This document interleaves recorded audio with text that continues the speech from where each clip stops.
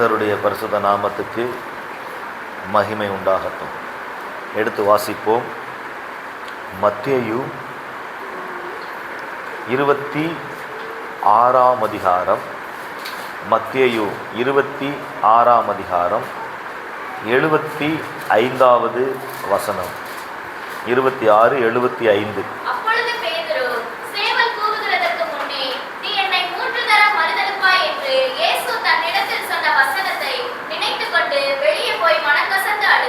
அல்லேலூயா. இயேசு தன்னிடத்தில் சொன்ன வசனத்தை நினைத்து கொண்டு வெளியே போய் மனம் கசந்து அழுதான். ஏன் அழுகிறான்? ஏன் அழுகிறான் பேதுரு? இயேசு சொன்னார், நீ என்னை 3 முறை மறுதலிப்பாய்.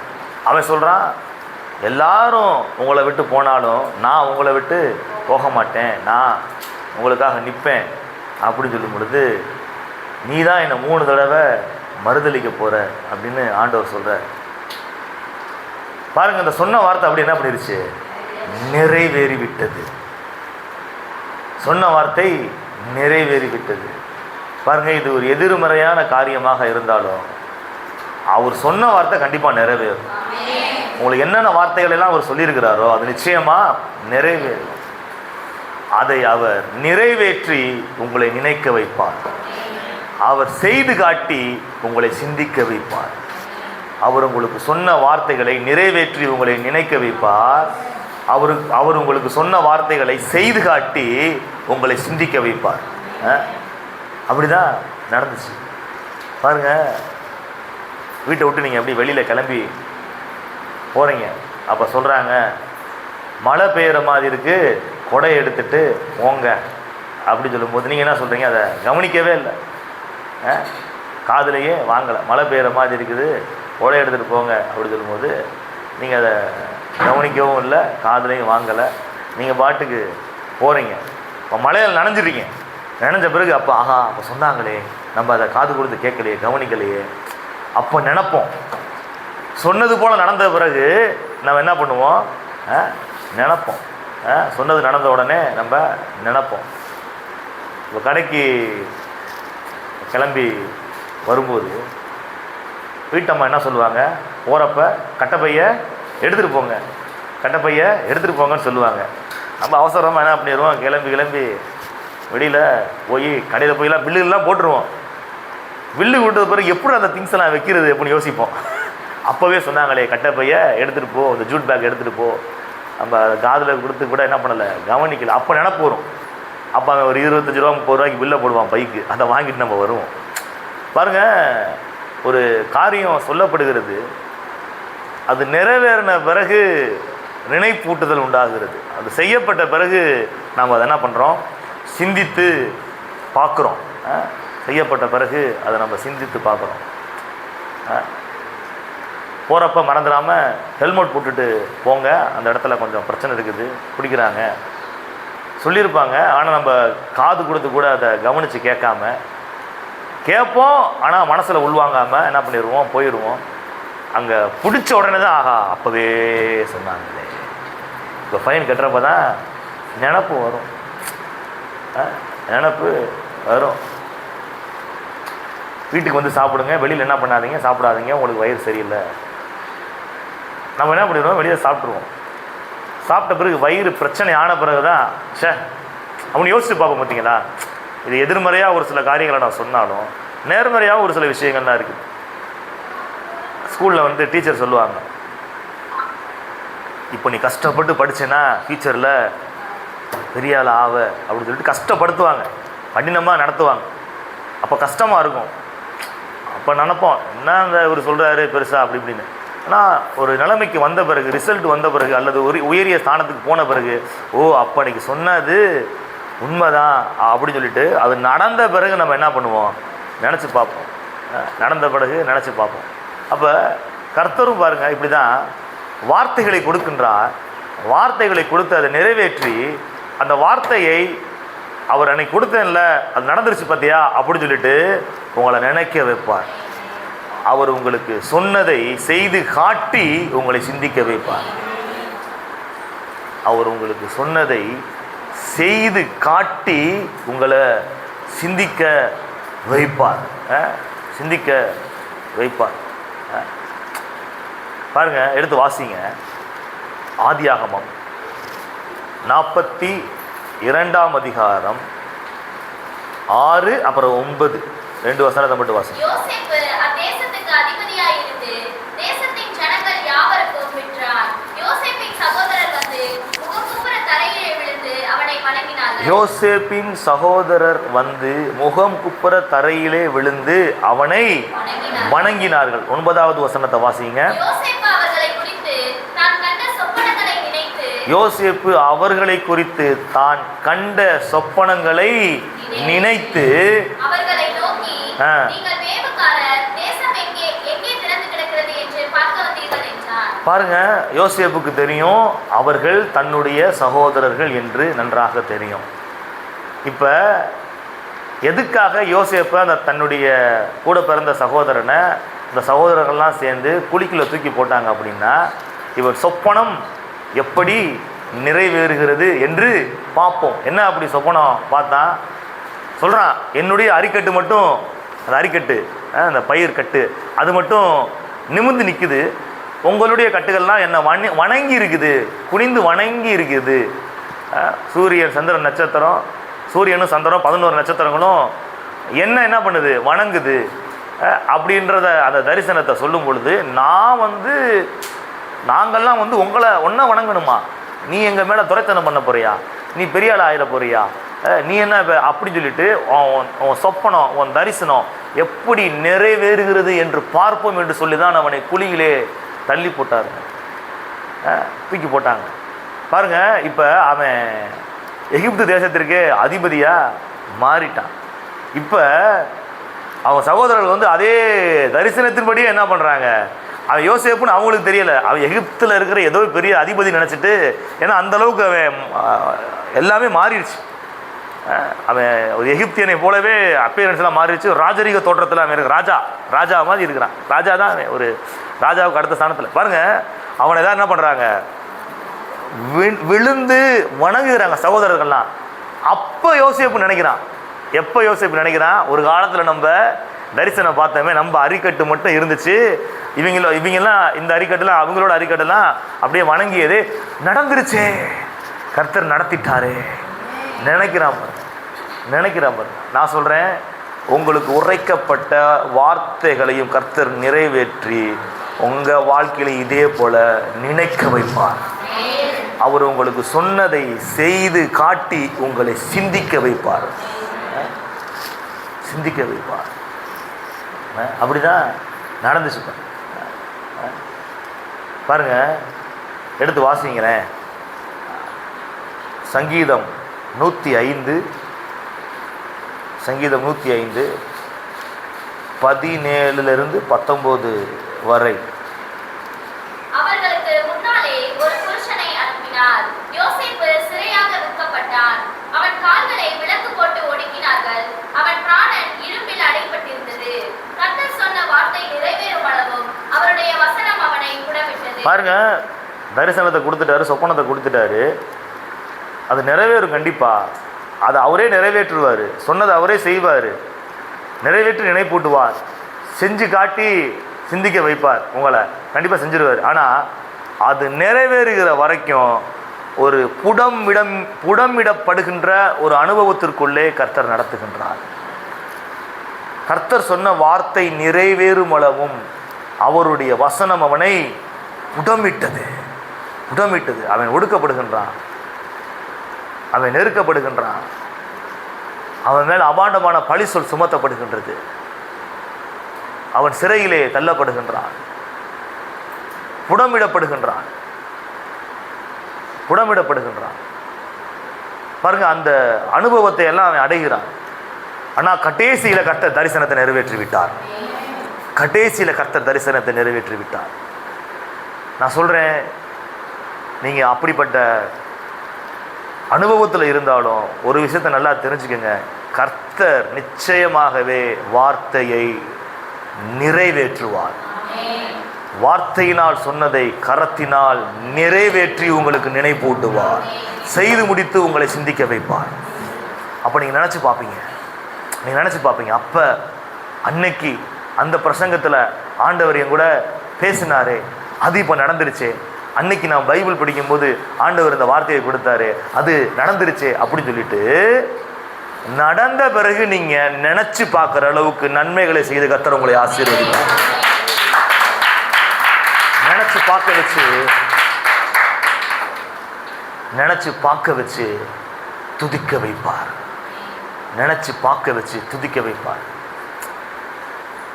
நம்ம வாழ்க்கையில் இப்படி நடந்திருக்கும். நீங்கள் ஜெபிச்சிருப்பீங்க, ஏதாச்சும் ஒரு காரியத்துக்காக ஜெபிச்சிருப்பீங்க, அது நடந்துடும். அப்போ நீ யோசிச்சு பார்ப்பேன், அன்னைக்கு இந்த ப்ரேயர் தான் நம்ம என்ன பண்ணோம், ஜெபிச்சோமே, ஆண்டவர் நிறைவேற்றிட்டாரே. அன்னைக்கு இந்த வார்த்தையை தான் நம்ம கேட்டோம், அது அப்படியே நடந்துருச்சு. பாருங்க, அவர் செய்து காட்டி உங்களை நிச்சயமாகவே சிந்திக்க வைப்பார். பாருங்க, அப்படியே வாசிங்களேன். ஆதியாகமம் 42 14 இருந்து 18 முடிய அப்படியே வாசிங்க. பாருங்க, தன்னுடைய சகோதரர்களை பார்த்து சொல்லுகிறான். சகோதரர்களுக்கு அவன் யோசேப்பு என்று தெரியவில்லை, அடையாளம் தெரியாத மாதிரி இருக்கிறான். பாருங்க, உங்க எதிரிகளுக்கு நீங்க யாருன்னு அடையாளம் தெரியாத அளவுக்கு கர்த்தர் உங்களை அடையாளத்தையே மாத்திடுவார். குளிக்கிற தூக்கி போடும் பொழுது அவன் ஒரு அடிமை போல தான் இருந்தான், ஆடையை கூட உருகிட்டாங்க. இப்ப பார்த்தா ராஜ வஸ்திரம் தரிச்சு நிற்கிறான். அவன் யாருன்னு அவங்களுக்கு தெரியவே இல்லை. அந்த அளவுக்கு கர்த்தர் உங்களை ஆசீர்வதிப்பார். வாசி.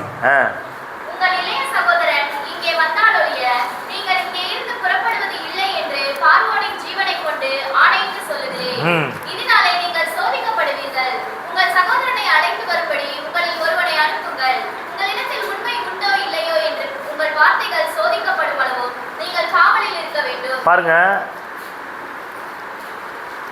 யோசேப்பு என்ன சொல்றான்னா, உங்களை பார்த்தா தானியம் வாங்க வந்தவங்க மாதிரி தெரியல, நீங்க தேசத்தை வேவு பார்க்க வந்திருக்கிற வேவுக்காரர்கள்.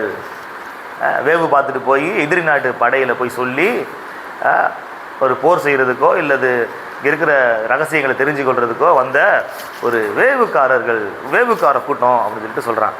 இல்லைங்க, நாங்கள் வந்து தானியம் வாங்க தான் வந்தோம் அப்படின்னு சொல்லுவோம். அப்படியா, எங்களுக்கு வந்து இத்தனை பேர் இருக்கிறாங்க, சகோதரர் இருக்கிறாங்க, ஒரு சகோதரன் இருக்கிறான், வீட்டில் இருக்கிறான். அப்படியா, நீ சொல்கிறது உண்மைனா அப்போ என்ன பண்ணு, ஒரு ஆள் போய் என்ன பண்ணு, போய் கூட்டிட்டு வா. அது வரைக்கும் நீங்கள் என்ன பண்ணுங்க, காவலில் ஒன்று வைக்கிறேன்னு சொல்லிட்டு சிறைப்படுத்திட்டான். காவலில் என்ன பண்ணிட்டான், வச்சுட்டான். வாசிங்க அப்படியே.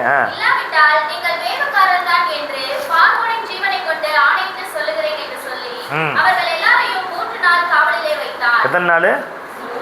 3 நாள். பாருங்க, இப்போ அப்போ வந்து கவனிங்க, அப்போ அந்த காலத்தில் யோசேப்பு அவங்க கஸ்டடியில் இருந்தான். அவங்க முடிவு பண்ணுறானுங்க, இவனை என்ன பண்ணலாம், குழிகளை தூக்கி போடுவோம், இல்லை வெளியில் எடுத்து கொண்டுருவோம், அப்புறம் இல்லை வேண்டாம் கொண்டு போய் அடிமையாக விற்றுருவோம், இந்த மீதியானர்கள் வர்றாங்க விற்றுடலாம். இப்படி அவங்க முடிவு பண்ணுற ஒரு நிலைமையில யோசேப்பு இருந்தான். இப்போ கர்த்தர் என்ன பண்ணிட்டாருன்னா, யோசேப்பு முடிவு பண்ணுற இடத்துக்கு அவனை கொண்டு வந்துட்டார். நான் நினச்சாதான் அவனுக்கு விடுதலை, நான் நினச்சாதான் அவனுக்கு உயிரே பிழைக்க முடியும், அந்த நிலைமைக்கு என்ன பண்ணிட்டாரு, கொண்டு வந்துட்டார். நான் சொல்கிறேன், உங்களுடைய சத்துருக்களுக்கு விவிதமாக தான் நேரிடும். ஒருவேளை அவங்களுடைய கண்ட்ரோலில் உங்களை வச்சிருக்கலாம். நான் சொல்கிறேன், உங்கள் கண்ட்ரோலில் கர்த்தர் அவர்களை ஒப்பு கொடுப்பார். வாசிங்க.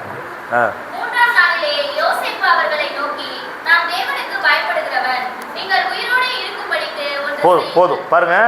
அப்போ அந்த 3 நாள் எங்கே இருக்கிறாங்க சொல்லுங்க, காவலில் இருக்கிறாங்க, உள்ளே வச்சிருக்கிறான், காவலில் வச்சிருக்கிறான். சரியா?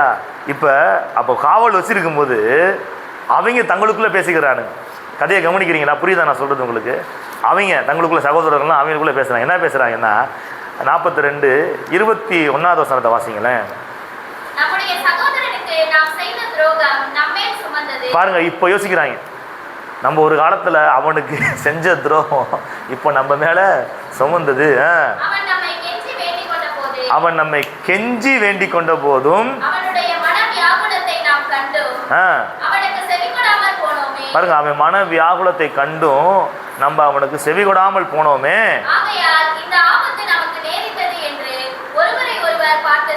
பாருங்க, அவங்க செஞ்ச தப்பையும் தவறையும் கர்த்தர் நினைக்க வைக்கிறார்.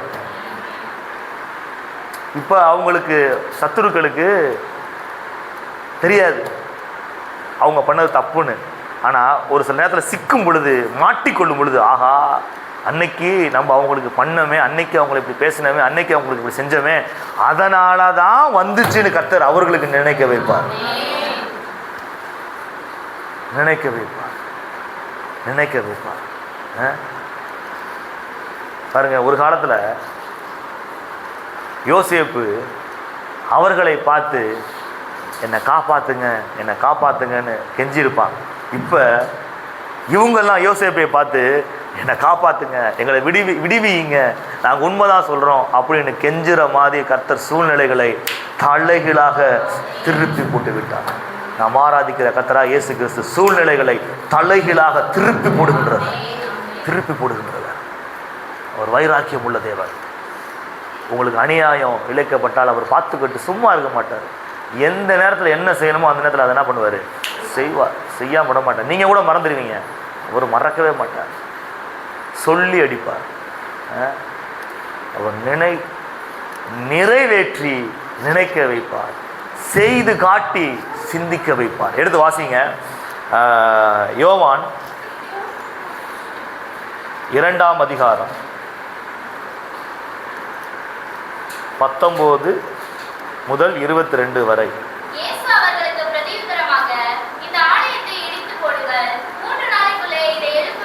பாருங்க, எருசலேம் தேவாலயத்தை அப்படியே சுற்றி பார்க்கும் பொழுது அந்த எருசலேம் தேவாலயத்தின் மகிமையான காரியங்களை சீசர்கள் இயேசுவின் இடத்துல சொல்லும் பொழுது அப்போ அந்த சொல்கிறாரு, இந்த ஆலயத்தை என்ன பண்ணுங்க, இடித்து போடுங்க, 3 நாளிலே நான் எழுப்புவேன் அப்படின்னு சொல்லிட்டு அவர் எருசலேம் ஆலயத்தை குறித்து பேசவில்லை, தன்னுடைய சரீரம் என்கிற ஆலயத்தை குறித்து பேசுகிறார். வாசிங்க. அப்பொழுது 46 வருஷம் ஆச்சு இந்த ஆலயத்தை கட்டுறதுக்கு.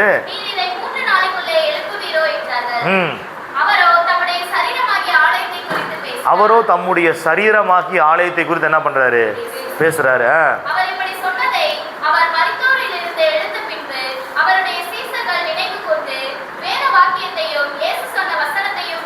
அல்லேலூயா. அவர் அப்ப சொன்னதை அப்ப அவங்க என்ன பண்ணல, புரிஞ்சுக்கிறல. ஆனா அவர் 3 நாள் கழிச்சு உயிரோடு எழும்பினார் பார்த்தீங்களா, அப்ப அவர் சொன்னதை என்ன பண்றாங்க, புரிஞ்சுக்கிறாங்க. ஓ, அன்னைக்கு அதனால தான் இப்படி சொன்னாரோ, அதனால தான் இப்படி சொன்னாரோ. ஒரு சில விஷயத்தை நம்ம ஸ்பாட்டில் சொல்லும்போது புரியாது. ஆனால் அந்த சம்பவம் நடந்த பிறகோ அல்லது ஒரு பிரச்சனையில் மாட்டின பிறகோ அப்பொழுது தான் புரியும். ஓ, அதனால தான் அன்றைக்கி நீங்கள் ஜாக்கிரதையாக இருங்கன்னு சொன்னீங்களோ, அதனால தான் கேர்ஃபுல்லாக இருங்கன்னு சொன்னீங்களோ, அதனால தான் அப்படி சொல்லிட்டு நம்ம அந்த சமயத்தில் அந்த நிகழ்வு, அந்த சம்பவம், அந்த காரியம் நடந்த பிறகு நம்ம யோசிப்போம் பார்த்தீங்களா. அதே போல தான் அவர் மரித்தோரிலிருந்து உயிர்த்தெழுந்த பிறகு அவங்க யோசிக்கிறாங்க. ஓ, அப்போ அவர் சொன்னாரே 3 நாளுக்குள்ளே இந்த ஆலயத்தை நான் மறுபடியும் எழுப்பிடுவேன்னு சொன்னாரே, அப்போ அவரை தான் சொல்லியிருக்கிற, அவரை தான் ஆலயமாக ஓமைப்படுத்தி சொல்லியிருக்கிறாரு அப்படின்றத அப்போதான் அவங்க என்ன பண்ணாங்க, புரிந்து கொண்டாங்க. பாருங்கள், கல்லறையில் வைக்கப்பட்ட இயேசுவை பார்க்க வந்த ஸ்திரீகளுக்கும் இப்படி தான் காரியங்கள் நடந்தது. எடுத்து வாசிங்களேன். லூக்கா 24ஆம் அதிகாரம், லூக்கா 24ஆம் அதிகாரம் 4வது வசனம், 7வது வசனம், 8வது வசனம்.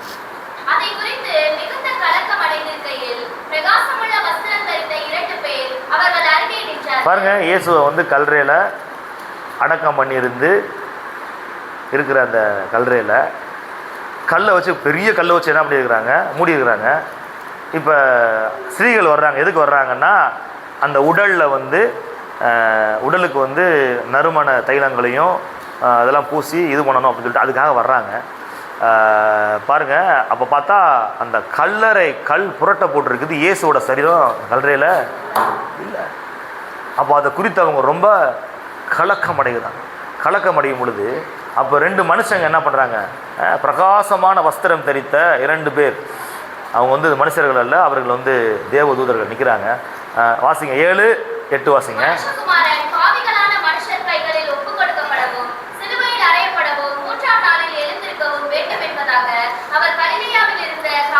அவர் கலிலேயாவில் இருந்த காலத்தில், இயேசு கலிலேயாவில் இருந்த காலத்திலே அவர் உங்களுக்கு சொன்னாரே, மனுஷகுமாரன் பாவிகளின் கையிலே ஒப்பு கொடுக்கப்பட வேண்டும், சிலுவையில் அறையப்படணும், 3ஆம் நாளிலே அவர் உயிரோடு எழுந்திருப்பார் அப்படின்னு தன்னை குறித்து அவர் என்ன பண்ணாரு?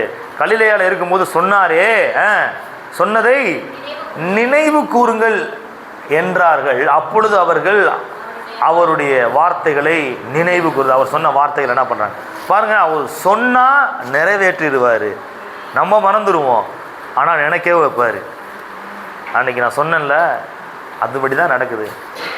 அன்றைக்கி நீ விசுவாசியில் அந்த வார்த்தையை அதன்படி தான் இப்போ உனக்கு நான் செஞ்சுக்கிட்டு இருக்கிறேன் அப்படின்னு சொல்லிட்டு நினைக்க வைப்பார். பாருங்க, நினைக்க வைப்பார். ஒரு சில நேரத்தில் இந்த யோசேப்பை போல ஒரு சில புடமிடப்படுகின்ற அனுபவத்தின் வாயிலாக நாம் கடந்து செல்லும் பொழுது ரொம்ப வலி வேதனையாக இருக்கும். ஏற்கனவே காயப்படுத்த தான் பட்டிருக்கிறோம். இன்னும் அதிகமான காயப்படுத்தல் ஏற்படுத்தும் பொழுது இன்னும் அந்த வலியோட வேதனை இன்னும் அதிகமாகும். இன்னும் வலியோட வேதனை அதிகமாகும். பாருங்க, ஒரு சாதாரண வாகனத்தை வச்சு ஏதோ ஒரு வேலை செய்ய போகிறாங்க அப்படின்னா, ஏதோ ஒரு சின்ன ஒரு கடையோ ஏதோ ஒரு சின்ன ஒரு இதோ வரப்போகுது அப்படின்னு அர்த்தம் அந்த நிலத்தில். ஆனால் ஒரு பெரிய புல்டோசரையும் பெரிய பொக்ரைனையும் பெரிய பெரிய எந்திரங்களையும் கொண்டு வந்து அந்த நிலத்தை வந்து அது தோண்டி பண்படுத்தி இது பண்ணுறாங்க, புடம் இடுறாங்க அப்படின்னா அங்கே என்ன வரப்போகுது? ஒரு பெரிய பில்டிங் வரப்போகுதுன்னு அர்த்தம். ஒரு பெரிய பில்டிங் வரப்போகுதுன்னு அர்த்தம். ஒரு சாதாரண பெட்டி கடை வரப்போகலை, பெரிய ஷாப்பிங் காம்ப்ளெக்ஸ் வரப்போகுது. ஷாப்பிங் காம்ப்ளெக்ஸ் வரப்போகுது. அதுக்கு தான் ஒரு பெரிய, அப்போ உங்கள் வாழ்க்கையில் பெரிய புடமிடு படுகின்ற அனுபவம் ஏற்படுகிறது அப்படின்னா பெரிய ஆசீர்வாதத்தை கர்த்தர் உங்களுக்கு கொடுக்க போகின்றார் என்று அர்த்தம். அதுதான் உண்மை, அதுதான் உண்மை. பாருங்கள், இயேசு வந்து கல்வாரி சிலுவையில் ரத்தம் சிந்துறாரு. தன்னுடைய கடைசி சொட்டு ரத்தம் வரைக்கும் சிந்துறாரு. அவர் உடம்புல சிந்துறதுக்குன்னு ரத்தம் வேற இல்லவே இல்லை. கடைசி சொட்டு ரத்தம் வரைக்கும் கம்ப்ளீட்டாக அவர் சிந்துறார். ஏன் அப்படின்னா, இந்த உலகத்தில் இனி கடைசி பிறக்க போகிற அந்த மனுஷனையும் ரட்சிப்புக்குள்ளே கொண்டு வரணும்னா கடைசி சொட்டு ரத்தத்தை அவர் சிந்தி தான் ஆகணும். அதுக்கு தான் அவ்வளோ உபத்திரம். அதுக்கு தான் அவர் பாவிகளின் கையிலே ஒப்பு கொடுக்கப்பட்டார், உபத்திரவப்படுத்தப்பட்டார். ஏன்னா இந்த உலகத்தில் கடைசி மனுஷன் கூட, பிறக்க போகிற கடைசி மனுஷன் கூட ரட்சிக்கப்படுவதற்காகத்தான் கடைசி சொட்டு ரத்தத்தையும் கர்த்தராகிய இயேசு கிறிஸ்து கல்வாரி சிலுவையிலே சிந்தினார். அவர் சொன்ன வார்த்தை கண்டிப்பாக என்ன பண்ணும்? நிறைவேறும். அதான் வசனம் சொல்லுது, அருமையான வசனம் இருக்குது. என்னாகமோ 21, என்னாகமோ 23, மன்னிக்கவும், என்னாகமோ 23, 19, 20 ஆகிய வசனங்களை வாசிங்க. பொய் சொல்ல தேவன் ஒரு மனிதன் அல்ல, மனம் மாற அவர் மனுபுத்திரனும் அல்ல. பாருங்க, ஒரு சிலர் என்ன பண்ணுவாங்க, வாக்குறுதி கொடுப்பாங்க, சொல்லிட்டு கொடுத்துட்டு நாங்கள் சொல்லவே இல்லை, நாங்கள் கொடுக்கவே இல்லை அப்படின்னு சொல்லிட்டு என்ன பண்ணுவாங்க, மாறிடுவாங்க. நம்ம பார்க்குறோம்.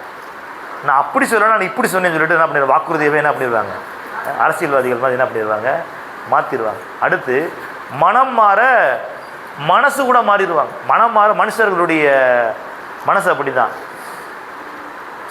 சொல்கிறேன் செய்கிறேன் அப்படின்னு சொல்லியிருப்பாங்க, நடத்துகிறேன் அப்படின்னு சொல்லியிருப்பாங்க. ஆனால் திடீர்னு என்ன பண்ணிடுவாங்க, மனசு மாறிடும். சூழ்நிலையின் காரணமாக, சுற்றி இருக்கிறவர்களின் காரணமாக மனிதனுடைய மனது மாற்றப்படும். சூழ்நிலையின் காரணமாகவோ சுற்றி இருக்கிறவர்களுடைய நிலைமையின் காரணமாகவோ மனிதனுடைய மனசு மாற்றப்படும். ஆனால் தேவனுடைய மனசு மாற்றப்படாது. அவர் சொன்னது தான். பொய் சொல்ல தேவன் ஒரு மனுஷன் அல்ல, மனிதன் அல்ல, மனம் மாற அவர் மனுபுத்திரனும் அல்ல. அவர் சொல்லியும் செய்யாதிருப்பாரோ, அவர் வசனித்தும் நிறைவேற்றாதிருப்பாரோ, சொல்லியும் செய்யாதிருப்பாரோ. சொன்னா என்ன பண்ணுவார்? கண்டிப்பா செய்வார்.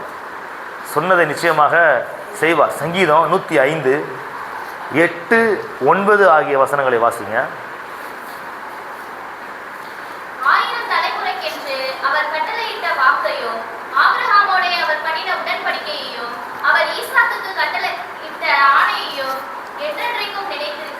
என்றென்றைக்கும் அவர் நினைத்திருக்கிறார்.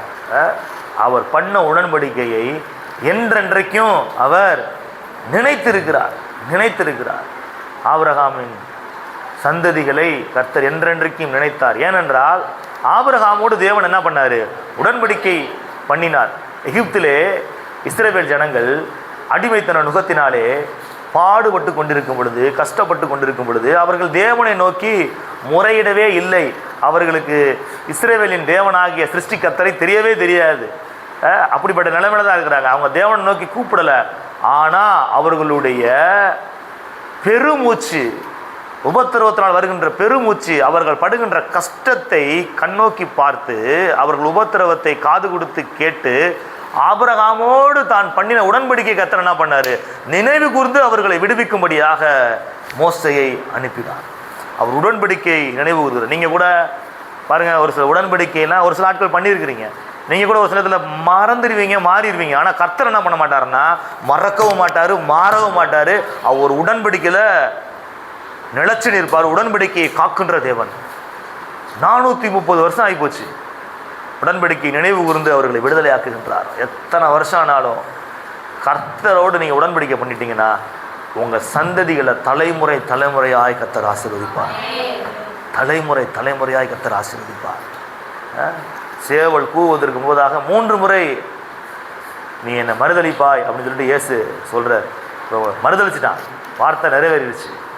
இப்போ நினச்சி பார்க்குறேன், ஆஹா நான் மறுதளிக்க மாட்டேன்னு சொன்னேன், ஆனால் ஒரு வார்த்தை நிறைவேறிடுச்சு.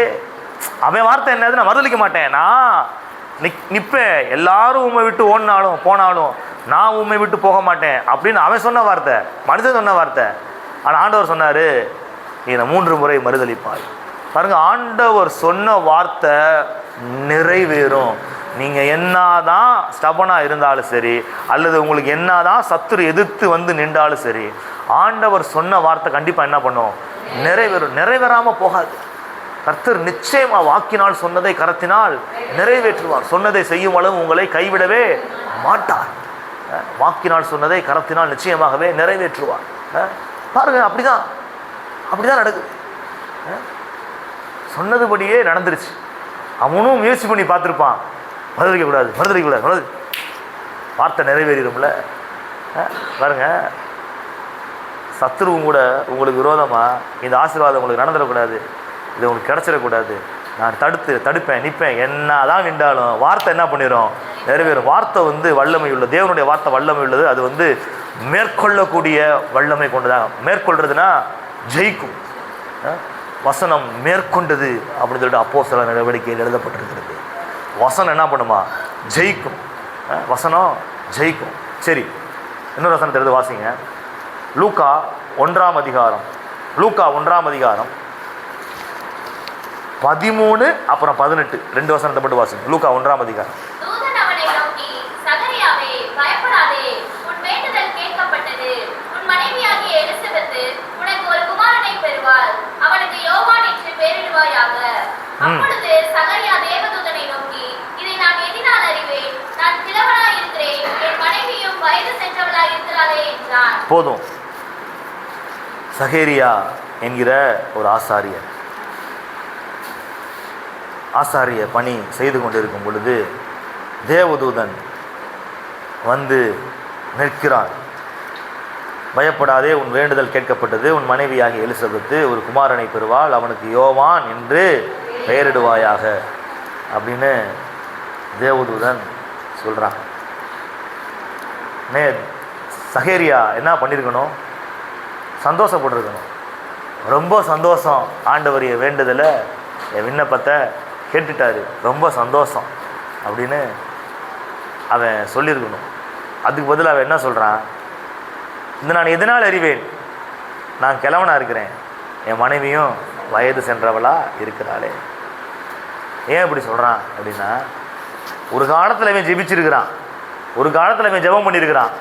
ஒருவேளை அது கல்யாணம் முடிஞ்ச புதுசாக இருக்கலாம், அல்லது கல்யாணம் முடிஞ்ச ஒரு சில ஆண்டுகளில் அவன் ஜெபிச்சிருக்கலாம். எங்களுக்கு குழந்தை இல்லாமல் இருக்குது ஆண்டவரே, எங்களுக்கு குழந்தை கொடுங்க, எங்களுக்கு குழந்தை கொடுங்கன்னு ஜெபிச்சிருக்கிறான். ஜெபிச்சு நிறைவேறவே இல்லை. உடனே நிறைவேறாதுன்னு சொல்லிட்டு என்ன பண்ணிட்டான்? சோர்ந்து போய் இந்த ஜெபத்தை என்ன பண்ணிட்டான்? விட்டுட்டான். ஜெபித்த ஜெபத்தை அவன் மறந்துட்டான். ஜெபித்த ஜெபத்தை சகரியா மறந்துட்டான். மறந்துட்டான். இப்போ காலங்கள் கடந்து விட்டது, வயது முதிர்வும் ஏற்பட்டு விட்டது, கிழவனாக இருக்கிறான், அவளும் வயது சென்றவளாக மாறிவிட்டாள். இப்போ பதில் வருது, உன் வேண்டுதல் கேட்கப்படுதுன்னு வருது.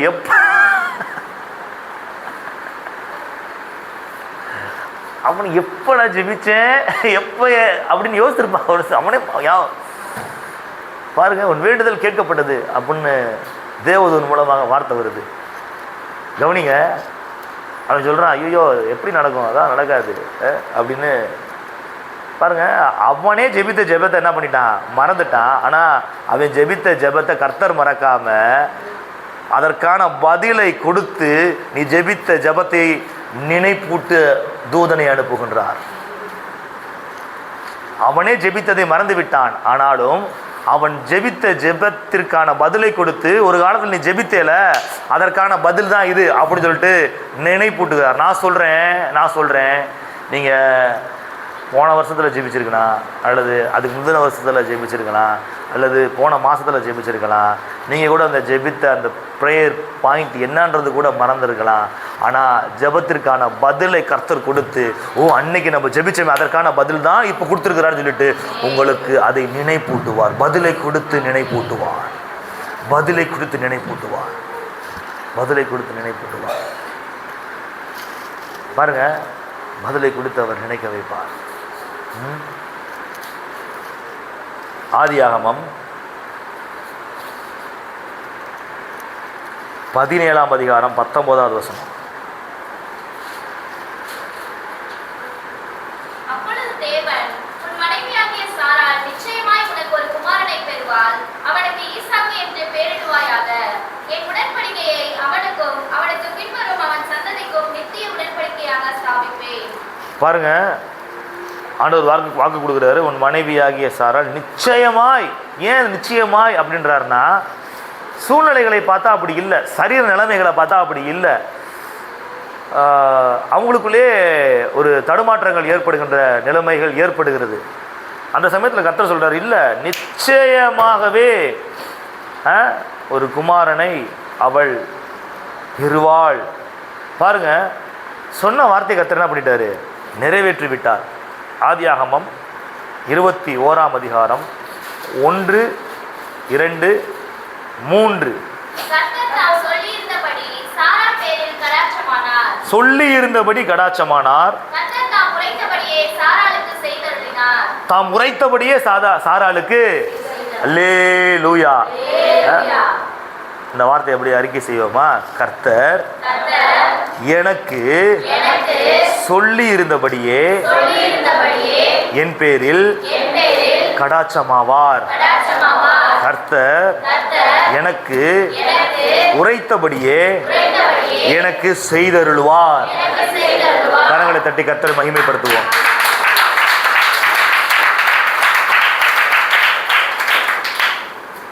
ஆபிரகாம் முதிர் வயதாக இருக்கையில்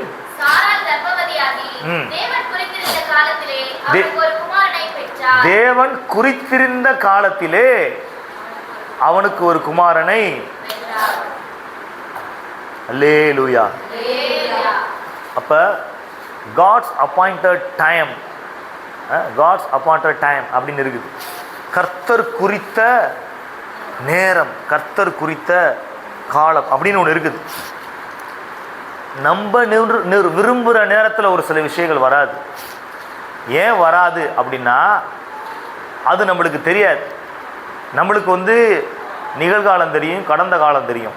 கர்த்தருக்கு எதிர்காலம் தெரியும். கர்த்தருக்கு எதிர்காலம் தெரியும். உன் தாயின் கருவிலை உருவாகுவதாகவே உன்னை பெயர் சொல்லி அழைத்தேன். உன் எலும்புகள்லாம் உருவாகலை, அதுக்கு முன்பதாகவே உன் மேலே நான் தரிசனத்தை வச்சிருக்கிறேன் அப்படின்னு சொல்கிறார். உன்னை நான் ஜாதிகளுக்கு தீர்க்கதரிசியாக வச்சிருக்கிறேன்னு சொல்லிட்டு எரேமியாவை குறித்து சொல்லுகிறேன். நான் சிறுபிள்ளை அப்படின்னு சொல்கிறேன். நீ சிறுபிள்ளை நீ சொல்கிற, ஆனால் உன்னை நான் ஜாதிகளுக்கு தீர்க்கதரிசியாக வச்சிருக்கிறேன் அப்படின்னு கர்த்தர் சொல்கிறார். அப்போ ஒரு பிள்ளைக்கான ஒரு திட்டத்தை வைத்து தான் அந்த பிள்ளை என்ன பண்ணுறாரு, ரிலீஸே பண்ணுறார். ஒரு பிள்ளை பிறக்க போகுதுன்னா அந்த பிள்ளை மூலியமாக ஒரு மகாபெரிய சந்ததி வரப்போகுது அப்படின்றத ஒரு மனதில் வச்சு தான் அந்த குறித்த காலம் குறித்த நேரம்னு வச்சுருக்கிறார். குறித்த காலம் குறித்த நேரம்னு வச்சிருக்கிறார். பாருங்கள். ஆனால் பிறந்துட்டான். பிறந்த பிறகு ஈசாக்கு மூலியமாக தேசங்கள் உண்டாகுது. தேசங்கள் உண்டாகுது. இஸ்ரேல், அரபு கண்ட்ரீஸ், அதெல்லாம் யார்? ஆபிரகாமின் சந்ததிகள். ஆபிரகாமின் சந்ததிகள். நம்மளும் இப்போ ஆவிக்குரிய ரீதியில் ஆபிரகாமின் சந்ததிகள். ஆனால் அந்த ஒரு மனுஷன் பிறக்கிறதுக்கு ஏன் அவ்வளோ தடனா? அவன் மூலியமாக பெரிய நேஷன்ஸ், நிறைய தேசங்கள் உருவாக போகுது அப்படின்றத அந்த காரியத்தை வச்சு தான் குறித்த நேரத்தில் கர்த்தர் என்ன பண்ணுறாருன்னா ஒரு சில ஆசீர்வாதங்களை கர்த்தர் கொடுக்கின்றார். கர்த்தர் கொடுக்கின்றார். பாருங்க, எனக்கு தெரிந்து ஒரு ஒரு ஊழியக்காரவங்க, அவங்களுக்கு திருமணமாகி கிட்டத்தட்ட 15 நான் எனக்கு தெரிஞ்சு 10 ஆண்டுகளாக குழந்தை இல்லை. 10 ஆண்டுகளாக அவர்களுக்கு குழந்தை இல்லை. இருந்தாலும் அவங்க விசுவாசோடு இருந்தாங்க. ஜெபிக்கிட்டே இருந்தாங்க. 15வது நான் அவங்கள்ட்ட பேசும்போது ஆண்டவர் எனக்கு வார்த்தை கொடுத்துருக்குறாங்க. அந்த சிஸ்டர் சொன்னாங்க, அந்த பாஸ்டர் அம்மா, ஆண்டவர் எனக்கு வார்த்தை கொடுத்துருக்குறாங்க, கர்த்தர் கண்டிப்பாக பிள்ளையை கொடுப்பேன்னு சொல்லியிருக்கிறாரு. கொடுப்பேன்னு சொன்னார்னா கண்டிப்பாக கொடுப்பார். நாங்கள் ஆண்டவர் ஊழியம் செய்கிறோம், அது எப்படி இது பண்ணுவார் அப்படின்னு சொல்லிட்டு சொன்னாங்க. பாருங்கள், எனக்கு கூட நம்பிக்கை இல்லை. ஏன்னா 10 வருஷத்துக்கு மேலே ஆயிடுச்சு. பாருங்கள், 15வது ஆண்டில் ஒரு அழகான ஆண் பிள்ளை அவர்களுக்கு பிறந்தது. 15வது ஆண்டில் அழகான ஒரு ஆண் பிள்ளை பிறந்தது. அடுத்து ஒரு ஆண் பிள்ளை அடுத்த வருஷத்தில் பிறக்குது. எனக்கே ஆச்சரியமாக இருந்துச்சு. அப்போ ஏன் ஆண்டவர் டிலே பண்ணார் எனக்கு தெரியலை. அவனை வச்சு என்ன காரியத்தை இந்த உலகத்தில் செய்ய போகிறாருன்னு எனக்கு தெரியலை. அதற்காண்டி என்ன பண்ணியிருக்கிறாரு, டிலே பண்ணியிருக்கிறாரு அப்படின்றத நான் புரிஞ்சுக்கிட்டேன். பாருங்கள், நான் என்ன சொல்ல வரேன் அப்படின்னா, ஒரு சில பிளெஸ்ஸிங்ஸ் நம்மளுக்கு தடை ஆகுது அப்படின்னா நீங்கள் நினச்சிக்கிற கூடாது தடை நடக்குது. தடை இல்லை, ஆண்டவர் குறித்த நேரத்தை வச்சிருக்கிறாரு. குறித்த நேரத்தில் அதை என்ன பண்ணுவார், வெளியிடுவார். குறித்த நேரத்தில் அதை என்ன பண்ணுவார், வெளியிடுவார். அது வரைக்கும் அது அப்படியே இருக்கும். இப்போ டேமில் தண்ணி என்ன பண்ணியிருப்பாங்கன்னா சேர்த்து வச்சுருப்பாங்க. ஏன் ரொம்ப சேர்த்து வச்சுருக்குறாங்க? மக்கள்லாம் பயிரிட்டுருக்குறாங்க, இன்னும் விளைச்சலுக்கு தண்ணி வேணும், நீர்ப்பாய்ச்சம் வேணும், விட வேண்டியதானே, கவர்மெண்ட்டுக்கு இறக்கமே இல்லையா அப்படின்னு நம்ம என்ன பண்ண முடியாது, கேட்க முடியாது. ஏன்னா அவங்களுக்கு தெரியும் அடுத்து இதை விட ரொம்ப மோசமான சூழ்நிலை வரும். அந்த சீசனில் என்ன பண்ணணும், இந்த டேமில் இருக்கிற தண்ணியை ரிலீஸ் பண்ணணும் அப்படின்னு சொல்லிட்டு அவங்க பிளான் பண்ணியிருப்பாங்க. அதே போல் தான் பாருங்கள், நம்மளுடைய ஆசீர்வாதங்களை எப்போ ரிலீஸ் பண்ணணும்னு அவருக்கு தெரியும். அந்த நேரத்தில் கர்த்தர் என்ன பண்ணுவார்னா ரிலீஸ் பண்ணுவார், ஆசீர்வதிப்பார். பாருங்கள், இன்னொரு வசனத்தை எடுத்து வாசிங்க. Glory to Jesus. Thank you Lord. Thank you Lord Jesus. Hallelujah. 1 Samuel 16ஆம் அதிகாரம் 13வது வசனம். அப்பொழுது சாமுவேல் தைல கொம்பை எடுத்து அவனை அவன் சகோதரர் நடுவிலே அபிஷேகம் பண்ணினார். அந்நாள் முதற்கொண்டு கர்த்தருடைய ஆவியானவர் தாவீதின் மேல் இறங்கி இருந்தார். சாமுவேல் எழுந்து ராமாவுக்கு போய்விட்டார். சாமுவேலை கர்த்தர் அனுப்புகிறார். பெத்லெஹேமுக்கு போய் ஈசாய் வீட்டில் போய் ஒரு மனுஷனை நீ அபிஷேகம் பண்ணணும் அப்படின்னு சொல்கிறாரு. இப்போ அவன் கடந்து போகும் பொழுது அங்கே தாவீது எல்லாராலும் புறக்கணிக்கப்பட்ட நிலைமையில், அழைக்கப்படாத நிலைமையில் ஆடு மேய்ச்சிக்கிட்டு இருக்கிறான். சொந்த தகப்பனாலும் சகோதரர்களாலும் புறக்கணிக்கப்பட்ட நிலைமையில் அழைக்கப்படாமல் இருக்கிறான். அப்போ ஒவ்வொரு ஆளையாக அனுப்பிடுறாங்க. இவன் கிடையாதுன்னு கர்த்தர் சொல்கிறாரு. அப்போ வேறு யாராச்சும் பிள்ளைங்க இருக்கிறாங்களா அப்படின்னு சொல்லிட்டு சாமுவேல் தீர்க்கதரிசி கேட்குறான். கேட்கும்பொழுது கடைசியாக ஒருத்தன் இருக்கிறான், ஆடு மேய்ச்சிக்கிட்டு இருக்கிறான். சரி, அவனை வர சொல்லு, அவன் வந்தால் தான் நான் சாப்பிடுவேன்னு சொல்லிட்டு அவன் இருக்கிறான். அவன் வந்த உடனே அவனை அபிஷேகம் பண்ணுறாங்க. இப்போ தாவீதுக்கு ராஜா என்கிற ஒரு அபிஷேகம் கிடச்சிருச்சு. இப்போ யார் அவன்? ராஜா. இப்போ ராஜா எங்கே போகிறான்? அரண்மனைக்கு போகலை, ஆடு மேய்க்க போகிறான். ராஜா எங்கே போகிறான்? அரண்மனைக்கு போகலை, ஆடு மேய்க்க போகிறான். இப்போ ராஜா எங்கே போகிறான்? அண்ணன்மார்களுக்கு சாப்பாடு கொண்டு போகிறான். ராஜாவுக்கு யார் இருக்கணும்? பணிவிடைக்காரர்கள் இருக்கணும். ராஜா எங்கே இருக்கணும்? அரண்மனையில் இருக்கணும். ராஜா கட்டளையிட எல்லாருமே கீழ்ப்படியணும். இப்போ இந்த ராஜா, அபிஷேகம் பண்ணப்பட்ட ராஜா ஓடுறான். யாரை பார்த்து பயந்து? இன்னொரு ராஜாவை பார்த்து பயந்துட்டு வர்றான். யாரை? சவுலை அவனை கொல்றதுக்கு துரத்துறான். இந்த ராஜா ஒரு இடத்துல போய் செவுத்தெல்லாம் பரண்டிக்கிட்டு வாயிலெல்லாம் செல்வா வடிச்சுக்கிட்டு பைத்தியக்காரனை போல நடிக்கிறான். அங்கேருந்து தப்பிச்சு வர்றதுக்கு ஒரு பைத்தியக்காரனை போல அவன் நடிக்கிறான். ஏன் பாருங்க, அவன் ராஜாவாக அபிஷேகம் பண்ணப்பட்டாலும் அந்த ராஜரீக அந்த காரியம் அவனுக்குள்ள இருந்தாலும் அந்த ஒரு குறிப்பிட்ட காலம் வரைக்கும் அந்த வசனம் அவனை என்ன பண்ணுச்சு? புடமிட்டு அவனை உருவாக்கியது. அந்த குறித்த காலம் என்கிற அந்த விஷயத்தை கர்த்தர் வச்சிருக்கிறார். அந்த நேரத்தில் அதை என்ன செய்வார்னா வெளிப்படுத்துவார். கடைசியில் பார்த்தா ராஜா கிட்டத்தட்ட தாவீது ராஜாவாகி கிட்டத்தட்ட 30 வருஷம், 30 வயசில் ராஜாவான போது 30 வயசாக இருந்துச்சு அவனுக்கு. கிட்டத்தட்ட 40 வருஷம் அவன் அரசாள்றான். கிட்டத்தட்ட அரை நூற்றாண்டு அவன் என்ன பண்ணுறான்? ராஜரிகம் பண்ணுறான்.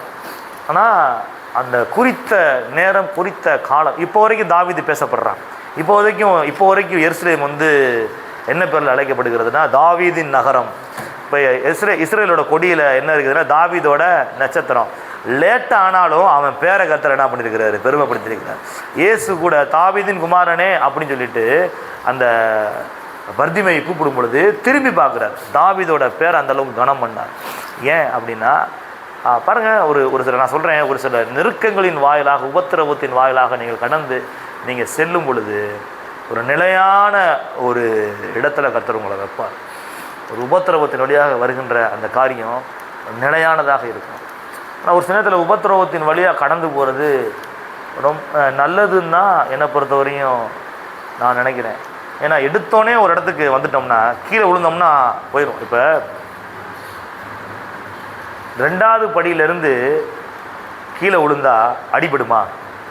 சொல்லுங்கள், அடிபடாது. 10வது படியிலேருந்து கீழே விழுந்தா அடிபடும். 50வது படியிலேருந்து கீழே விழுந்தா கைகால் முறிஞ்சிடும். 100வது படியிலேருந்து கீழே விழுந்தா ஆளே அவுட்டு. இப்போ ஒருத்தன் படியே ஏற தெரியாது, அவனை கொண்டு போய் டைரெக்டாக 100வது படியில் நிற்க வச்சோம்னா 101வது படியில் தலை கீழே விழுந்து செத்து போயிடுவான். இல்லை 10வது படியில் நிற்க வச்சோம்னா கீழே விழுந்து கைகாலை உடச்சிக்கிடுவான். ஆனால் படியிலேருந்து ஏறி வர்றான் பார்த்தீங்களா? உபத்திரவத்தின் வழியாக, பாடுகளின் வழியாக கஷ்டப்பட்டு எல்லாத்தையும் அறிஞ்சு வர்றான் பார்த்தீங்களா? அவன் நினச்சி நிற்பான். அவனுக்கு தெரியும், விழுகிறவன்லாம் பார்ப்பான், அதாவது இப்படி விழுகிறாங்க பாரு, எதனால் விழுந்தான்? இதனால தான் விழுந்தான், நம்ம அதை தப்பை பண்ணக்கூடாது. எதனால செத்தான்? இதனால தான் செத்தான், நம்ம அதை தப்பை பண்ணக்கூடாது அப்படின்ற ஒரு காரியத்தை கற்றுக் கொடுப்பார். அதனால் நான் சொல்கிறேன், ஒரு சில பிளெஸ்ஸிங்ஸ் உங்களுக்கு கிடைக்கல அப்படின்னா, ஆண்டவர் ஒரு சில பாதைகளில் நடத்துகிறாருன்னா நீங்கள் பொறுமையாக நீங்கள் இருந்தீங்கன்னா ஒரு சில அனுபவங்கள் வாயிலாக உங்களுக்கு அவர் கற்றுக் கொடுப்பார். கற்றுக் கொடுத்து உங்களை நிலை நிறுத்துவார். அதான் சொல்லுதில்ல, சீர்படுத்தி ஸ்திரப்படுத்தி நிலை நிறுத்துவார். சீர்படுத்தி ஸ்திரப்படுத்தி பலப்படுத்தி நிலை நிறுத்துவார். எதுக்கு சீர்படுத்துகிறார், எதுக்கு ஸ்திரப்படுத்துகிறார், எதுக்கு பலப்படுத்துகிறாருன்னா நிலை நிறுத்துறது. சீர்படுத்துறார் ஃபஸ்ட்டு. சீர் இல்லாமல் நிலை நின்றோம்னா நிற்க முடியுமா? ஏங்க, ஒருத்தவனுக்கு வண்டியே ஓட்ட தெரியாது, அவனுக்கு இருந்தாங்க கார் சாவி, உங்களுக்கு காராக கிஃப்டாக கொடுக்குறேன், வீட்டுக்கு போயிட்டு வாங்கன்னா அவன் ஹாஸ்பிட்டலில் போய் கிடப்பான். அவன் 2 பேர்த்து ஏற்றிட்டு அவனு என்ன பண்ணிடுவான்? அடி வாங்கிட்டு ஹாஸ்பிட்டலில் மோதி எங்கேயாச்சும் இதில் ஆக்சிடென்ட் ஆகி படுத்து கிடப்பான். அவனை என்ன பண்ணணும்? அவனை ட்ரெயின் அப் பண்ணணும். அவனை சீர்படுத்தணும். ஒரு குடியாரன்ட்ட போய் மது அடிமையில் ஒரு போதையில் இருக்கிறவன்ட்ட போய் ஒரு ஆஸ்தியும் அந்தஸ்தியும் அவன் பேரை எழுதி வச்சாம்னா என்ன பண்ணுவான்? அழிச்சிருவான். குடிச்சா என்ன பண்ணிடுவான்? அழிச்சிருவான் எல்லாத்தையும். ஏன்னா அவன் சீர்படுத்த வேண்டும், ஸ்திரப்படுத்தப்பட வேண்டும், பலப்படுத்தப்பட வேண்டும், நிலைநிறுத்தப்பட வேண்டும். கடைசி தான் நிலை நிறுத்துகிற அந்த நிலையை கர்த்தர் என்ன பண்ணுறாருன்னா உண்டாக்குகிறார். அப்போ ஒரு சில கடினமான பாதைகளிலே நாம் நடக்கும் பொழுது அது கண்ணீர் விடுகின்ற சூழ்நிலையாக இருந்தாலும் கர்த்தர் நன்மைக்கு தான் என்ன செய்கிறாரு? கர்த்தர் நன்மைக்கு தான் செய்கிறாரு என்கிறத நீங்கள் விளங்கி கொள்ள வேண்டும். அது நம்மளுக்கு என்னடா இப்படி, ஏன் இப்படி தாவீது கூட அந்த மாதிரி எண்ணங்கள் வந்திருக்கும்ல? வந்திருக்காதா? நான் பாட்டுக்கு ஆடு மேய்ச்சிக்கிட்டு இருந்தேன். சும்மா அப்புறம் உன்னை கூப்பிட்டு தைல கோப்பில் எண்ணெயை ஊற்றி விட்டு ராஜான்ட்டு. இப்போ பார்த்தா இந்த என்ன ராஜான்னு சொன்னால் ராஜா என்னை துரத்துறா. ஐயோ, ராஜாவாக அபிஷேகம் பண்ணாரா இல்லை ராஜாவுக்கு சத்ருவாக எதிரியாக என்னை அபிஷேகம் பண்ணாரா? என்ன வந்திருக்குமோ வந்திருக்காதா? ராஜாவாவேன்னு பார்த்தா ராஜா என்னை கொல்றதுக்கு துரத்துறான். அப்போ ராஜாவுக்கு எதிரியாக என்னை அபிஷேகம் பண்ணிட்டாரோ? கொடுக்கப்பட்ட வார்த்தையும் அபிஷேகமும் ஒன்று, நடக்கிறது அதுக்கு விரோதமாக என்ன பண்ணுது? நடக்குது. விரோதமாக நடக்குது. ஆனால் சொன்ன வார்த்தை நிறைவேறிடுச்சு. விரோதமான செயல்பாடுகள் இருந்தாலும், விரோதமான சூழ்நிலைகள் ஏற்பட்டு இருந்தாலும் கர்த்தர் சொன்ன வார்த்தையை நிறைவேற்றுவார். அவர் வாக்கு மாறாதவர், உண்மையுள்ளவர். உண்மையுள்ளவர். அவர் வாக்கு மாறாதவர், உண்மையுள்ளவர். எடுத்து வாசிங்களேன். யோசுவா 21ஆம் அதிகாரம் 45வது வசனம். கர்த்தர் இஸ்ரவேல் குடும்பத்தாருக்கு சொல்லியிருந்த நல்வார்த்தைகளில் எல்லாம் ஒரு வார்த்தையும் தவறி போகவில்லை, எல்லாம் நிறைவேறிற்று. பாருங்க, இஸ்ரவேல் குடும்பத்தார்னா இன்னைக்கு நீங்கள் நாள்னா யாரு? இஸ்ரவேல் குடும்பத்தார். ஆவிக்குரிய ரீதியில் இஸ்ரவேல் குடும்பத்தாராக இருக்கிறோம். இஸ்ரவேலே நீ பாக்கியவான், கர்த்தரால் ரட்சிக்கப்பட்ட ஜனமே உனக்கு ஒப்பானவன் யார்? இஸ்ரவேலர்கள்னா யாருன்னா கர்த்தரால் ரட்சிக்கப்பட்ட ஜனம். நீங்கள் நானும் இயேசு கிறிஸ்துவை ஆண்டவராக இரட்சகராக ஏற்றுக்கொண்டு ரட்சிக்கப்பட்டு இருக்கின்றோம். இன்றைக்கி நம்ம இஸ்ரவேல் குடும்பத்தாராக இருக்கின்றோம். வசனம் சொல்லுது, கர்த்தர் இஸ்ரவேல் குடும்பத்தாருக்கு சொல்லி இருந்த நல்வார்த்தைகளிலெல்லாம் ஒன்றிலும் என்ன பண்ணலை? தவறி போகவில்லை. எல்லாமே ஒன்று கூட தவறலை, எல்லாமே நிறைவேறிச்சு. ஒன்று கூட தவறலையா? எல்லாமே என்ன பண்ணிட்டாரு? நிறைவேற்றி விட்டார். அடுத்து 1 ராஜாக்கள் 8ஆம் அதிகாரம் 56வது வசனம். சாலமோன் சொல்லுகிறான் இவ்விதமாக, நாம் வாக்குத்தத்தம் பண்ணினபடியெல்லாம் தம்முடைய ஜனமாகிய இஸ்ரவேலுக்கு இளைப்பாறுதலை அருளின கர்த்தருக்கு ஸ்தோத்திரம். அவர் தம்முடைய தாசனாகிய மோசேயை கொண்டு சொன்ன அவருடைய நல்வார்த்தைகளில் எல்லாம் ஒரு வார்த்தையானாலும் தவறி போகவில்லை. அல்லேலூயா. அல்லேலூயா. ஊழியக்காரன் மூலமாக கர்த்தர் உரைத்த வாக்குகள், நல்வார்த்தைகள் எல்லாம் நிறைவேறிவிட்டது. ஒன்று கூட தவறி போகவே இல்லை. அல்லேலூயா. கர்த்தர் உங்கள் கூட நேரடியாக வார்த்தையின் வழியாக நீங்கள் பைபிள் படிக்கும் பொழுது பேசின வார்த்தைகளை நிறைவேற்றுவார். ஊழியக்காரர் மூலியமாக உரைக்கப்பட்ட அந்த வார்த்தைகளையும் நிறைவேற்றுவார். ஒன்றும் தவறி போகாது, ஒன்றும் தவறி போகாது, ஒன்றுமே தவறி போகவே போகாது. சொன்ன வார்த்தையை அவர் என்ன பண்ணுறாரு? நிறைவேற்றுகின்றார். நல்வார்த்தைகளை எல்லாம் என்ன பண்ணுறாரு? நிறைவேற்றுகின்றார். பாருங்க, ஆபிரகாமை ஜாதிகளின் தகப்பனாக்குவேன் என்று கர்த்தர் சொன்னார். சொன்னபடி என்ன பண்ணார்? ஆக்கிட்டார். ஆடுமைக்கிற தாவீதை அரசனாக்குவேன்னு சொன்னார். சொன்னபடி என்ன பண்ணிட்டாரு? ஆக்கிட்டார். சமாரியா தேசத்தில் ஒரு பெரிய கொடிய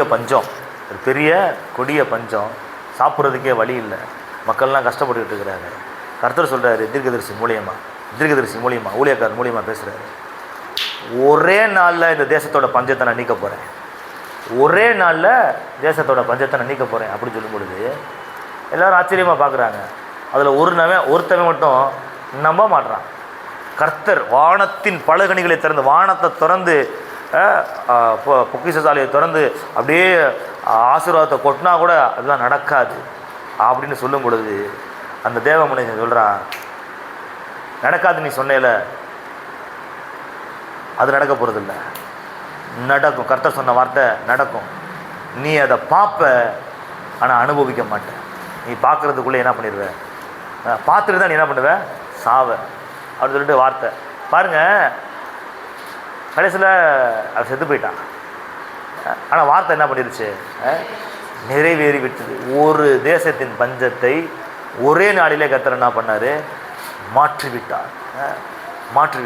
பாருங்கள், இயேசு கிறிஸ்துவின் பிறப்பை குறித்த தீர்க்க தரிசனம் அவர் பிறப்பதற்கு முன்பதாகவே கிட்டத்தட்ட ஒரு 450 ஆண்டுகளுக்கு முன்பதாக அவர் பெத்லெஹேமில் பிறப்பார். எங்கே பிறப்பார்? பெத்லெஹேமில் பிறப்பார் அப்படின்னு சொல்லிட்டு முன்கூட்டியே அறிவிக்கப்பட்டிருந்தது. இப்போ ஆனால் இயேசுவோட ஊர் எந்த ஊர்? நாசரேத். மரியாள் யோசேப்பு எங்கே இருக்கிறாங்க? நாசரேத்தில் இருக்கிறாங்க. இப்போ நாசரேத்திலேருந்து பெத்லகேமுக்கு எவ்வளோ தூரம்? கிட்டத்தட்ட 90 மைல். 90 மைல். இப்போ 90 மைலில் அங்கே தான் பெத்லகேம் இருக்குது. இப்போ கவனிங்க, இப்போ இந்த வார்த்தையை நிறைவேற்றுவதற்காக கர்த்தர் என்ன பண்ணுறாருன்னா, அப்போ வந்து உலகம் முழுவதும் யாருடைய ஆட்சியின் கீழ் இருந்தது அப்படின்னா, சீசர், ரோம சாம்ராஜ்யத்தின் அரசன், பேரரசன் சீசர், ராயன் அப்படின்னு நம்ம பைபிளில் எழுதியிருக்கோம்.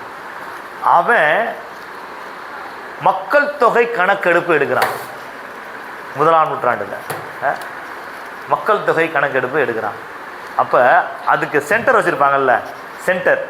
அந்த சென்டர் எங்கே வைக்கிறான்னா, கலிலேயாவில் வைக்கல, கப்பர்நாகமில் வைக்கல, நாசரேத்தில் வைக்கல, பெத்லகேமில் போய் வைக்கிறான்.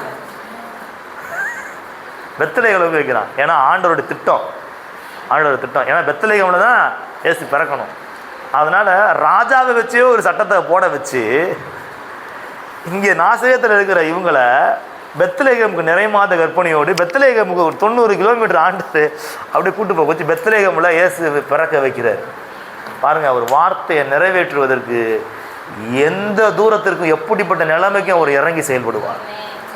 உங்களுக்காக சட்டத்தை கூட அவரால் மாற்ற முடியும். உங்களுக்காக பெரிய பெரிய அதிகாரிகளுடைய மனசை கூட அவரால் என்ன பண்ண முடியும்? திருப்ப முடியும். உங்களுக்காக ஒரு சில கையெழுத்துக்களையும் அவரால் போட வைக்க முடியும். இவங்கெல்லாம் கையெழுத்து இந்த விஷயத்துக்கு என்ன பண்ண மாட்டாங்க? போட மாட்டாங்க. இவங்கெல்லாம் இந்த காரியத்துக்கு உடன்பட மாட்டாங்க. அவங்களே போடுற அளவு கர்த்தர் என்ன பண்ணிடுவார்? செஞ்சிருவார். அப்படி அவர் வார்த்தையை நிறைவேற்றுவதற்கு அவர் எந்த லெவலுக்கு வேணாலும் என்ன பண்ணுவார்? இறங்கி செயல்படுவார். எப்படி அவர் என்ன பண்ணுவார்? வார்த்தையை நிறைவேற்றுவார். யாவரும் எழுந்து நிற்போம். Glory to Jesus. சர்வ வல்லமையுள்ள எங்கள் தேவனாகிய கர்த்தாவே, இந்த நாளிலும் கூட நீர் எங்களோடு பேசின நல்வார்த்தைகளுக்காக உமக்கு நன்றி ஆண்டவரே. நீர் எங்களுக்கு சொன்ன வார்த்தைகளை நிறைவேற்றி அதை எங்களுக்கு நினைக்க வைக்கின்ற தேவனாக இருக்கிறீர். நீர் எங்களுக்கு சொன்ன வாக்குத்தத்தங்கள், வாக்குறுதிகளை எங்கள் வாழ்க்கையிலே நீர் செய்து காட்டி எங்களை சிந்திக்க வைக்கின்ற தேவனாக இருக்கிறீர். அதற்காக உமக்கு நன்றி அப்பா. இந்த நாளிலும் கூட விசேஷமாக இந்த மக்களுக்கு என்னென்ன வார்த்தைகளெல்லாம் ஆண்டவர் நீர் பேசியிருக்கிறீரோ அந்த வார்த்தைகளை எல்லாம் எங்களுடைய வாழ்க்கையில் நிறைவேற்றி நினைக்க வைப்பீராக, செய்து காட்டி சிந்திக்க வைப்பீராக. எதிர்பார்ப்போடும் விசுவாசத்தோடும் இருக்கிறோம். கர்த்தர் அனுகிரகம் செய்கிறார். இயேசுவின் நாமத்தினாலே பிதாவே, ஆமென்.